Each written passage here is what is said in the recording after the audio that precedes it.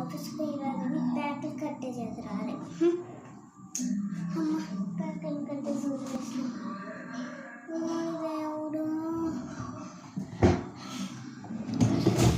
ఇప్పుడు మనం ఫోన్లో ఎన్ని లైక్స్ వచ్చినాయో చూడాలి. అబ్బా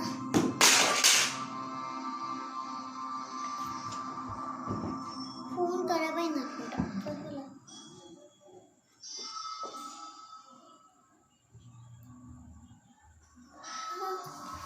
ఇప్పుడు పొద్దున్న అయిపోయిందా? ఇప్పుడు ఆఫీస్కి పోవాలా? దండాలు తాలే.